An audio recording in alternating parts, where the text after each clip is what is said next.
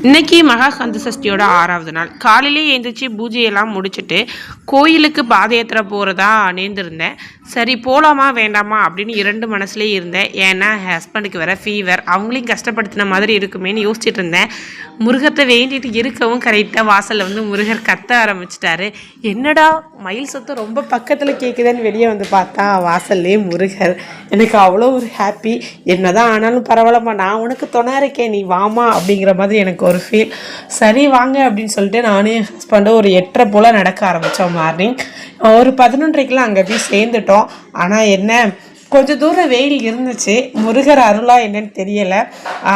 வெயிலெலாம் போய் நல்லா மழை வர்ற மாதிரி கிளைமேட் மாறிட்டு 10 கிலோமீட்டர் போகிற வரைக்கும் ஸ்பீடாக நடந்தோம். நாங்கள் பக்கத்தில் 2 கிலோமீட்டர் அப்படின்னு பார்த்தோன்னே காலெலாம் வலிக்க ஆரம்பிச்சுட்டு மெதுவாக ஸ்லோவாக நடந்து முருகர் கோயிலில் போய் சேர்ந்துட்டோம். அங்கே போய் பார்த்தா தான் தெரியுது சரியான கூட்டம். போகிற இடத்துலலாம் அன்னதானம் போட்டுட்டு இருந்தாங்க.